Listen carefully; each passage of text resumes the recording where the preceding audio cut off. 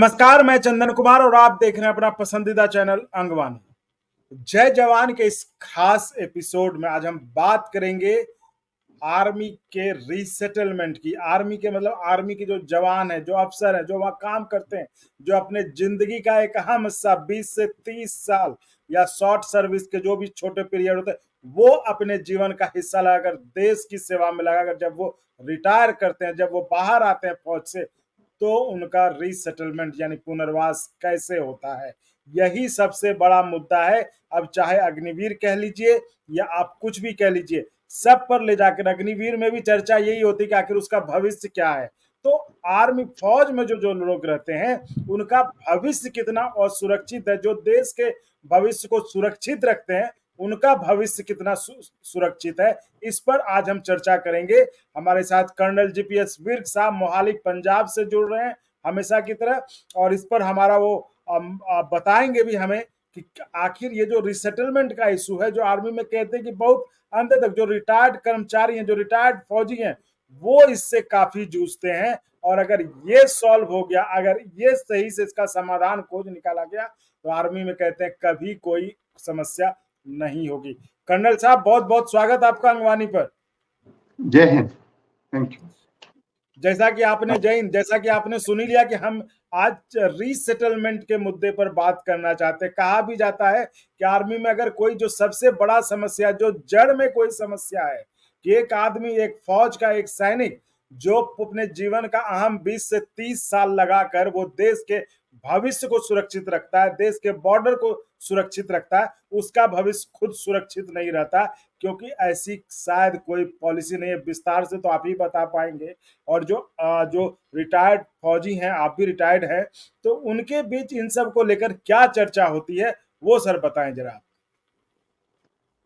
चंदन जी, पहले तो मैं आपको मुबारकबाद देना चाहता हूं कि आपने ये, आपके मन में ये पॉइंट कैसे आया, ये सवाल कैसे आया, क्योंकि ये एक ऐसा विषय है जिसके ऊपर मेरे ख्याल में जो सबसे बड़ा एक विषय है, लेकिन सबसे कम इसके ऊपर बातचीत लोग करते हैं, रीसेटलमेंट के ऊपर।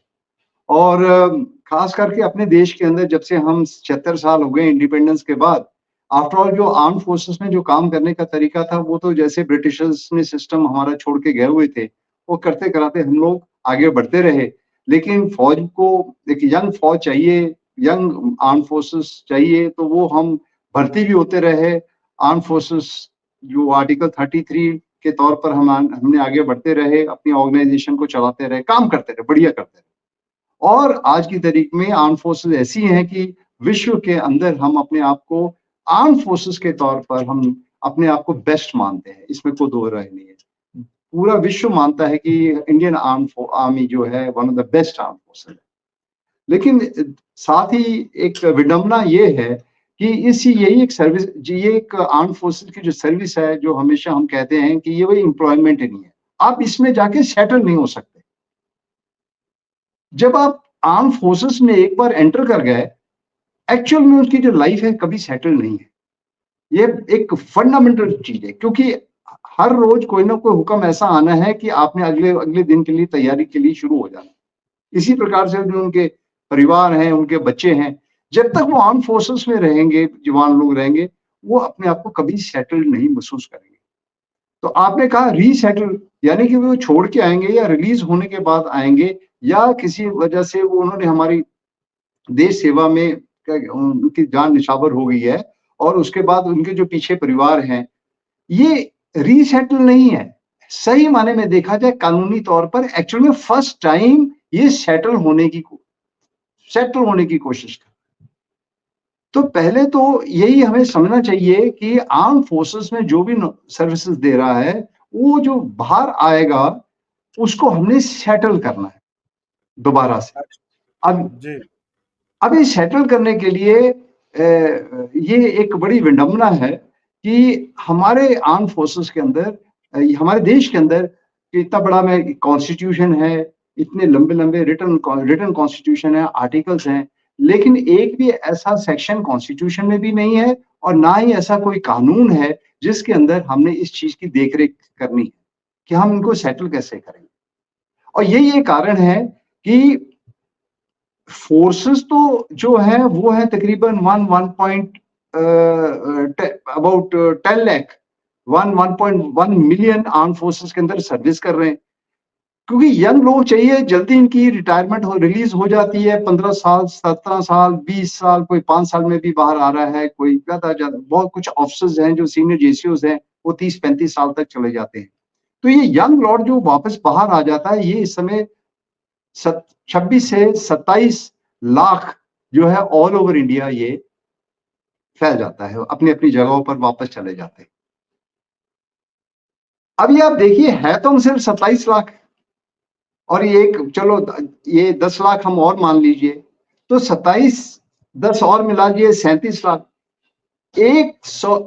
140 करोड़ के देश के अंदर सिर्फ जो संगत है वो तो सिर्फ ये जो हमारी फौजी संगत है वो तो सिर्फ तकरीबन 30-35 लाख है टोटल, जो आर्म फोर्सेस अपने आप को कहलाती है आज की तारीख में। अभी ये जो 30-35 लाख है, सही माने में देखा जाए, इनकी जो ट्रेनिंग है, इनका जो सिस्टम है, इनका जो धर्म है, एक विचारधारा वाला बंदा हो जाता है जिसको मैं सही माने में कहो तो ये सुपर माइनॉरिटी क्लास है देश की। हम अपने आप को माइनॉरिटी भी कह देते हैं, हम अपने आप को अलग अलग कैटेगरीज में लोग बांट देते हैं, जात पात में बांट देते हैं। कृपा करके ये जो आर्म फोर्सेस के अंदर जो लोग एक बार एंटर करते हैं और फिर बाहर आते हैं और पूरी जिंदगी आगे बिताते हैं, मेरे विचार के मुताबिक ये सुपर माइनॉरिटी क्लास है। और ये सुपर माइनॉरिटी क्लास को जब वो बाहर देश में, चाहे उनके पारिवारिक हैं, चाहे उनके बच्चे हैं, चाहे उनको देखने के लिए देश का कोई कानून नहीं है। देश के अंदर आप देख लीजिए कि तकरीबन हमारी 28 स्टेट्स हैं, 8 यूनियन टेरिटरीज हैं, तकरीबन 788 डिस्ट्रिक्ट्स हैं और तकरीबन 2,50,000 पंचायतें हैं। और इसके अंदर ही ये पूरे इस इलाके के अंदर ही हमारे ये तकरीबन 20-25 लाख जो लोग हैं ये बटे हुए हैं पूरे देश के अंदर। कोई भी ऐसा कानून नहीं है जो कि इनको, ये जो रिलीज होके आए, रिटायर होके आए, इनको कानून कोई ऐसा है ही नहीं किसी भी स्टेट में कि इनको हम स्पेशल एक तरीके से एक माइनॉरिटी क्लास को समझाते हुए इनको देखें।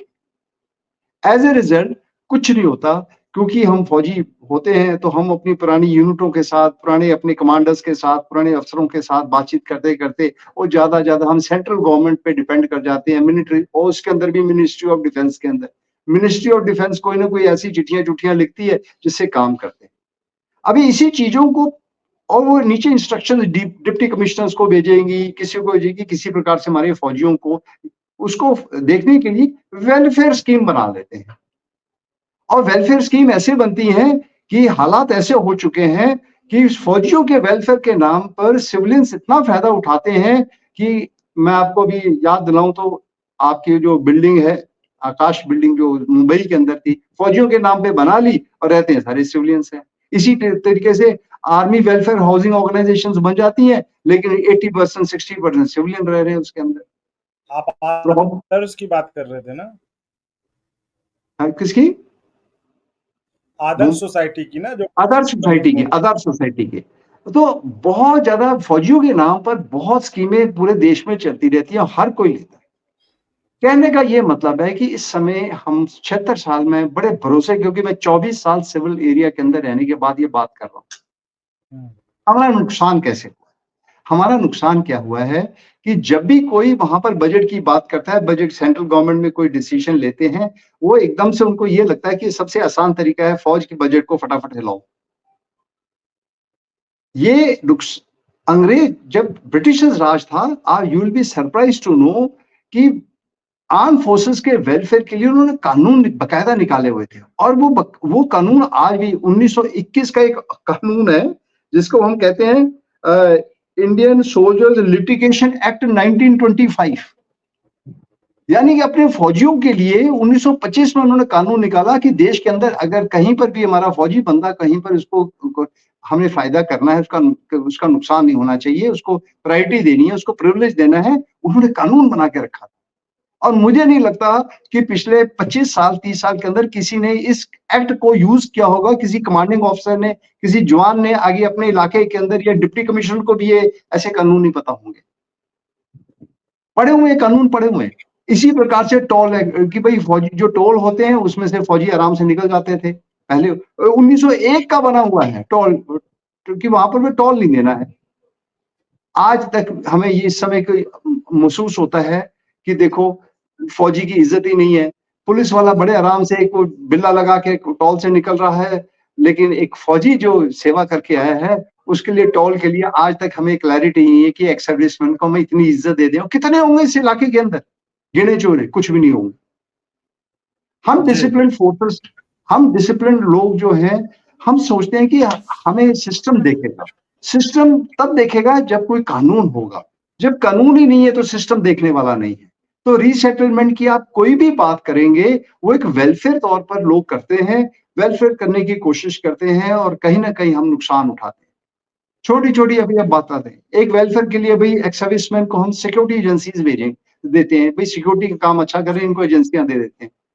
आज आप स्टैटिस्टिकली कहीं पर ले लीजिए, 80 to 90% जो सिक्योरिटी, प्राइवेट सिक्योरिटी का काम है सारे सिविलियंस के पास है, फौजियों के पास है ही नहीं।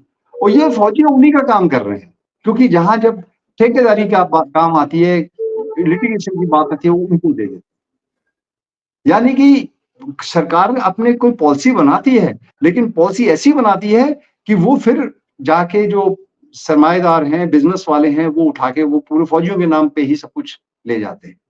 सो इन शॉर्ट, फौजियों के लिए कोई भी जो कहेंगे सही माने में एक कानूनी तौर पर कोई भी इस देश के अंदर आज की तारीख में कोई कानून ही नहीं है।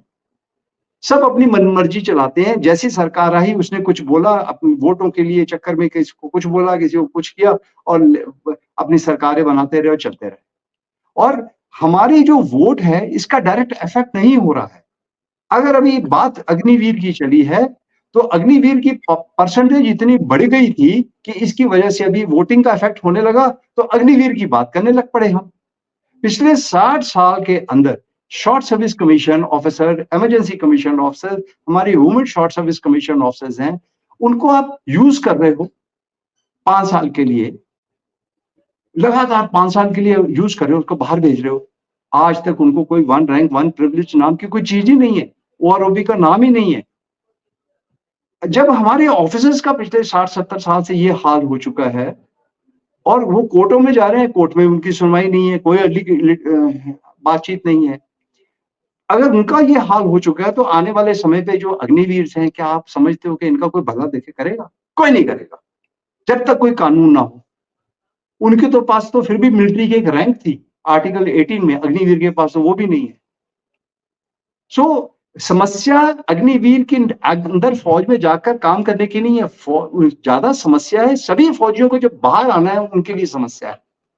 कुछ चंद ऑफिसर्स हायर लेवल के ऊपर जो जनरल्स बन गए, जो जिन्होंने 30-35 साल सर्विस की है, वो क्योंकि वो सेंट्रल के नजदीक रहे हैं, उनको कोई ना कोई प्लम पोस्टिंग्स मिल जाती हैं, प्लम रीसेटलमेंट मिल जाती है, कोई यूनिवर्सिटी में लग गया, कोई गवर्नर लग गया, कोई कुछ, वो अलग बात है। लेकिन जो मास है, जो पूरी जो मास, जो मैक्सिमम लोग हैं, सही चंदन जी बताऊं, मैं अपने दिल की बात बता रहा हूं, हर कोई अपनी हिम्मत से, जैसे फौज में वो एंट्री किया था अपनी हिम्मत के साथ, उसी प्रकार से वो अपने आप को रिलीज होने के बाद अपनी हिम्मत से दोबारा सेटल होता है।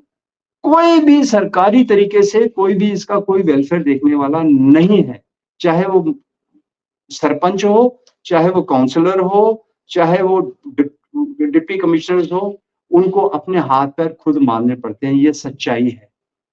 और जी कितना 20 से 60 साल, क्योंकि देखो 15-20 साल सिर्फ फौज में किए, और यही जो फौज के अंदर जो 15-20 साल आपने किए हैं, उतने साल हम सिविलियन बंदे से पीछे हो गए। एक तो सेवा की देश की, लेकिन सही माने के अंदर ऑन ग्राउंड हम ऐसे पीछे हो गए। मैं आपको एक एग्जांपल देता हूं, सॉरी मैं आपका ये समा ले रहा हूं, लेकिन ये बड़ा इंपॉर्टेंट स्टैटिस्टिक्स है। मैं पंजाब की एक स्टडी की है कि पंजाब के अंदर पूरी पॉपुलेशन तकरीबन 3,16,00,000 की तकरीबन पॉपुलेशन है। इसके अंदर जो एक्स सर्विसमैन है वो 3,27,212 आज की तारीख पर है, 3 लाख तकरीबन। और जब हमने लोगों से पूछा, आप रीसेटलमेंट की बढ़िया बातें करते हो, जैसे आप हमें बहुत वेलफेयर दोगे, तो हमने ये जो कानून बनाने वाले हैं, जो पॉलिटिशियंस हैं, सो कॉल्ड कानून तो यही बना रहे हैं, यही सरकारें चला रहे हैं। हमने पूछा कि जब हमारी एक परसेंटेज है तकरीबन 41, सब मिलाकर हमने देखा कि टोटल हमारे पास 13.1% हमारी वोटिंग कैपेसिटी है पंजाब के अंदर। जब मैं अपने आप को सुपर माइनॉरिटी कह रहा हूं, भाई हम फौजी आदमी हैं, 13.1% है। आप ओबीसी, एससीज के लिए अपनी असेंबलीज के अंदर, अपनी कॉन्स्टिट्यूएंसीज के अंदर, पंचायतों के अंदर, पार्लियामेंट की सीट के ऊपर आप अपनी रिजर्वेशन देके कानून बना के बैठे हैं। आपने हमारे जो बंदे जो डिसिप्लिन तरीके से कामकाज करके इतने पढ़े लिखे, आफ्टर ऑल कॉम्पीट करके आए हैं, बेस्ट ऑफ द पीपल है, जब हम सेलेक्ट हुए थे, तो हमारे लिए हमारी ये परसेंटेज 13.1% की हमें वैकेंसी दीजिए।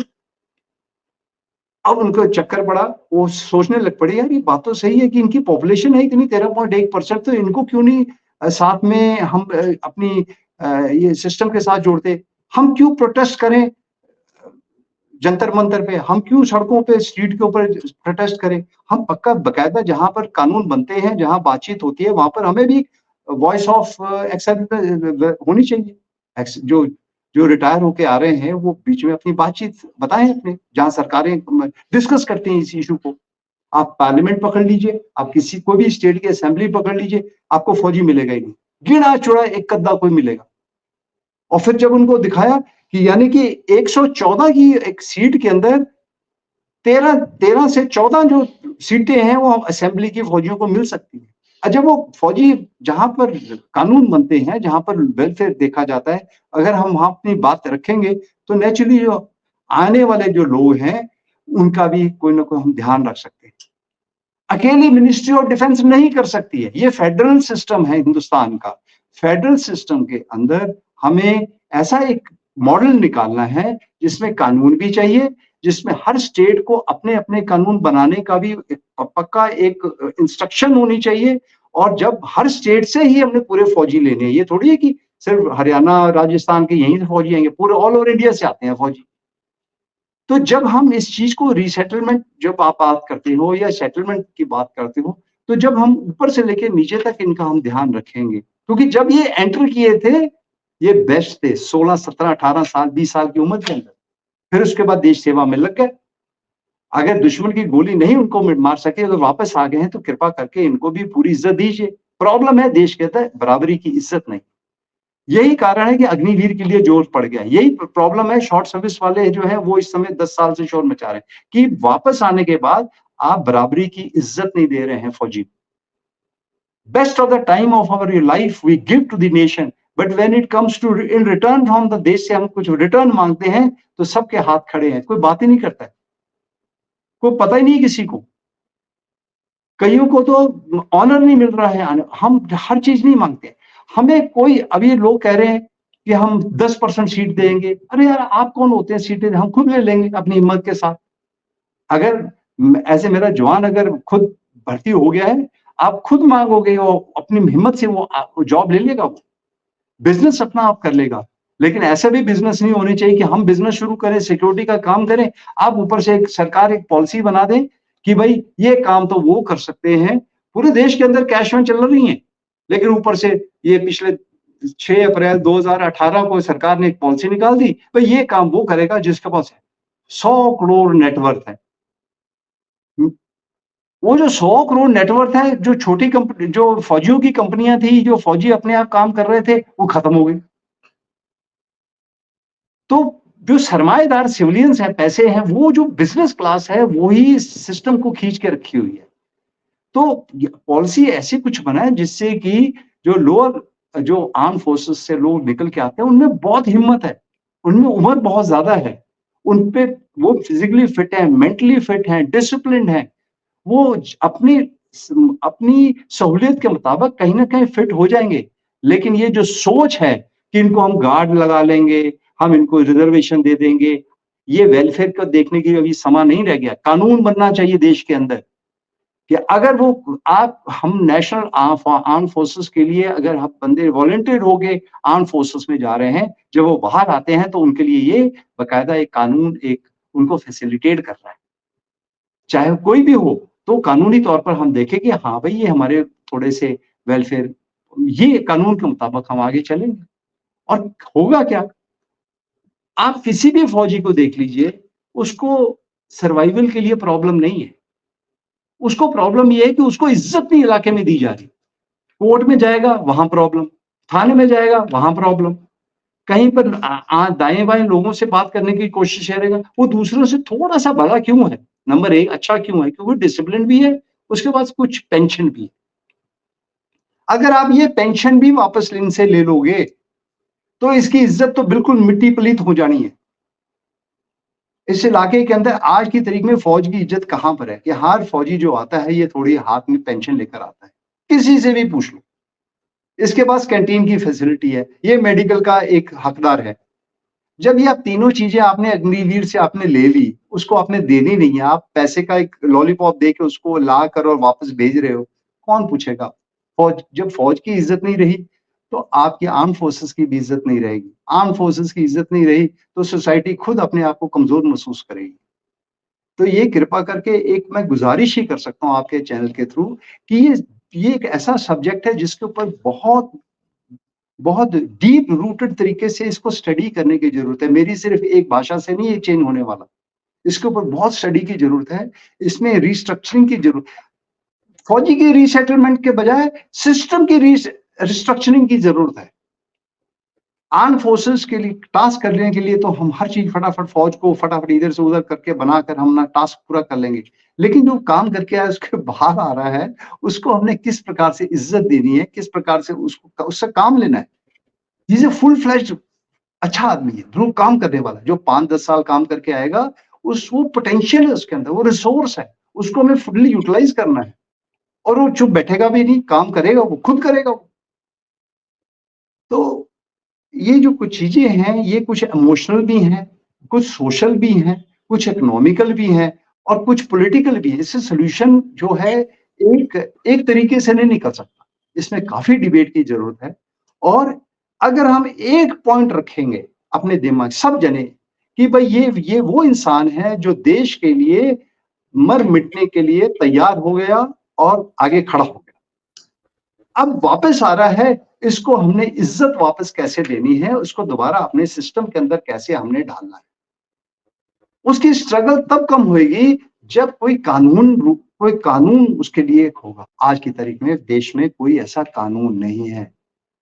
वेलफेयर मत देखो इनका, फौजियों का, वे ये खुद इतनी हिम्मत रखते हैं, अब खुद को भी देखेंगे, साथ वालों को भी देखेंगे और लोगों को भी देख सकते हैं। ये इनको मेरा सुझाव तो हमेशा यही रहेगा कि चाहे पॉलिटिकल हो, चाहे इकोनॉमिकल कंडीशंस हो, चाहे सोशल स्ट्रक्चरिंग के अंदर हो, इनको इन्वॉल्व करना पड़ेगा कानूनन। और इनको थोड़ा सा महसूस होना चाहिए, देखो मेरे लिए ये मैं टॉल से निकल रहा हूँ, फौजी को सैल्यूट भी मिल रहा है और साथ में निकल रहा है। लोगों ने कहा जहां से फौजी है तुमको सैल्यूट करेंगे, where are the salutes now, कहां है सैल्यूट? वो वही सैल्यूट हमारे बदली हो गए, अग्निवीर की वजह से हर जगह पर आग लग गई, गाड़ियों के ऊपर, आज की तारीख के ऊपर। तो हम मुश्किल पे हैं। इसी प्रकार से शॉर्ट सर्विस वाले हैं वो मुश्किल में है। तो चंदन जी ये बहुत बड़ा आपका टॉपिक है, आपने ये जो विचार करने की कोशिश कर रहे हैं, मैं ये कहूंगा कि इस डिस्कशन का, रीसेटलमेंट का, इसको एक बिगिनिंग मानिए, एक शुरुआत मानिए। ये ना समझिए कि ये एक सीरियल से या सिर्फ जीपीएस के बोलने से रीसेटलमेंट हो जाएगा। आप और भी जो महानुभाव हैं, जो अच्छे लोग हैं, उनसे और बातचीत कीजिए, क्या हम इसमें इम्प्रूवमेंट ला सकते हैं, कईयों के सुझाव लीजिए। इसी प्रकार से हमारी सरकारें हैं ये भी इसको समझें। लेकिन कृपा करके ये जो इस समय मिनिस्ट्री ऑफ डिफेंस के सहारे अगर हम रहेंगे तो नहीं रह सकता। ये इसमें पूरी स्टेट इन्वॉल्व होनी चाहिए, जितनी स्टेट्स हैं सबको इन्वॉल्व करके हमने आगे बढ़ना है। और और जो फौजी जा रहा है और आ रहा है, उसको एक मान महसूस होना चाहिए, इक्वालिटी का। चाहे वो भी रोब के साथ जाए, वापस आए तो उसी रोब के साथ वापस आए। उसमें ये इनइक्वालिटी नहीं होनी चाहिए, इनजस्टिस नहीं होना चाहिए। कोई बात नहीं है, सिपाही भर्ती हुआ है, नो प्रॉब्लम। एक सुबह एक सेकंड लेफ्टिनेंट गया है, नो प्रॉब्लम। कोई कर्नल बन के रिटायर हो रहा है, कोई जनरल बन के बाहर आ रहा है, लेकिन ऊपर से लेके नीचे तक वो जो इज्जत है बराबरी की, कि अगर भाई बड़े को पेंशन मिलती है तो छोटे को भी मिलनी चाहिए। कोई बात नहीं, 5 साल की है तो कोई बात नहीं, लेकिन जब अ, दुश्मन की गोली सामने से आती है, वो ये नहीं देखती है कि ये परमानेंट है या शॉर्ट सर्विस है या अग्निवीर है। कुछ भी नुकसान किसी टाइम पर भी हो सकता है। जब हम इस लिहाजे से देखेंगे, तो वो माताएं जो भरोसे के साथ अपने बच्चों को डेवलप करके यंग एज के अंदर माँ बाप जो बच्चों को फौज में भेजते हैं, उनका भी मान बढ़ेगा उस इलाके के अंदर। अभी आप देख लीजिए, अगर हमने माँ बाप, हमारे माता पिता का जिन्होंने आगे बच्चे फौज में भेजे, उनका ही अगर हम मान नहीं रखेंगे, पीछे वेलफेयर नहीं देखेंगे, वो तभी हो सकता है अगर कोई कानून हो। कानून नहीं है, तो there are so many policies जो हमें बहुत सोच समझ के चलाना पड़ेगा।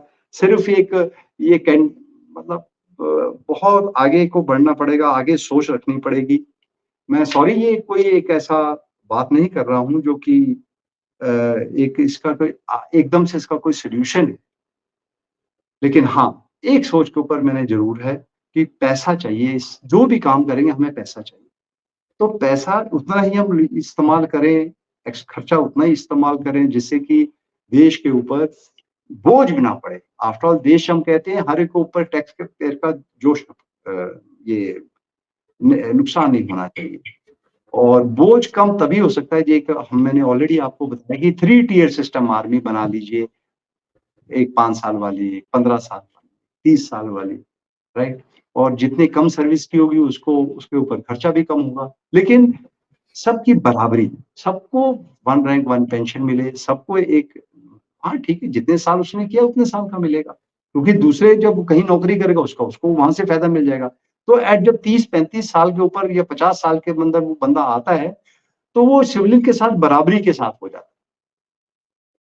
यहाँ भी कष्ट ये हो रहा है कि जो फौज की सर्विस करके आ रहा है, वो सिविलियंस के साथ कंपेयर नहीं कर पाता। जवान हमारा आ रहा है, उसको कम पेंशन मिल रही है, जो पीए लगातार की ड्यूटी कर रहा है प्राइवेट के अंदर, उसको पेंशन ज्यादा मिल रही है, क्योंकि वो 60 साल तक पेंशन की ड्यूटी, वो पीएम की ड्यूटी कर रहा है। फौजी जो हमारा है 18-20 साल के बाद, 17 साल के बाद, 20 के बाद आ रहा है, क्या करेंगे फिर? तो इसलिए दूसरी जो उसको रीसेटलमेंट उसको करनी पड़ेगी, लेकिन पेंशन हम उतनी ही दें पेंशनेबल एज के बाद, क्योंकि पीएम को भी पेंशन कम मिलनी है 50 साल 60 साल के बाद। तो हम भी पेंशन उसको देनी चाहिए फौज की नौ सर्विस की, चाहे वो शॉर्ट सर्विस हो, चाहे वो अग्निवीर के बजाय अगर शॉर्ट सर्विस फॉर सोल्जर कर देते हैं, तो उससे बहुत फायदा होगा, देश का बहुत फायदा होगा। और एकदम से हमारी फोर्स जो है पॉजिटिविटी की तरफ चले जाएगी। और ये नेगेटिव सोच जो इस समय चल रही है अखबार के अंदर, मीडिया के अंदर, ये सब बंद हो जाएगी। जय हिंद। जी कर्नल साहब, आपने बहुत बढ़िया ढंग से समझाया कि आखिर जो फौज का जो जवान होता है या अफसर होता है, तो वो फौजी जब अपना 20 साल 30 साल जो भी अपने जीवन के वो लगा कर लौटता है, तो उनके लिए जो सबसे बड़ी समस्या होती है रीसेटलमेंट की, कि वो जहां पर आके अब बसेंगे रहेंगे, तो वो जो समस्या फेस करते हैं उनका कोई भविष्य वो कुछ निश्चित नहीं रहता है। तो क्योंकि इसके बारे में कोई पॉलिसी ही नहीं है अभी तक। तो जैसा कि आपने कहा कि उम्मीद करते हैं कि सरकार कम से कम अब जिस तरह का अग्निवीर पर जिस तरह से बवाल उठ रहा है उनके भविष्य को लेके, तो ये भविष्य का मसला हर किसी से जुड़ा हुआ है। तो आर्मी के जो जो जो जो सामान्य सैनिक जो आर्मी से रिटायर हो रहे हैं, उनके लिए भी ये उतना ही महत्वपूर्ण है जितना कि अग्निवीर के लिए। तो उम्मीद है कि सरकार इस तरफ सोचेगी आखिर रीसेटलमेंट इनका कैसे हो, और इसके लिए कोई एक पॉलिसी बने जिससे सबको राहत पहुंचे। तो बहुत बहुत धन्यवाद करना चाहिए। Thank you. और अगर आपको अच्छा लगा तो एक बार और आपको मैं कहना चाहूँगा कि आप इसको प्लीज़ सब्सक्राइब और शेयर करते रहें, ताकि हमारा भी मनोबल और सपोर्ट बना रहे।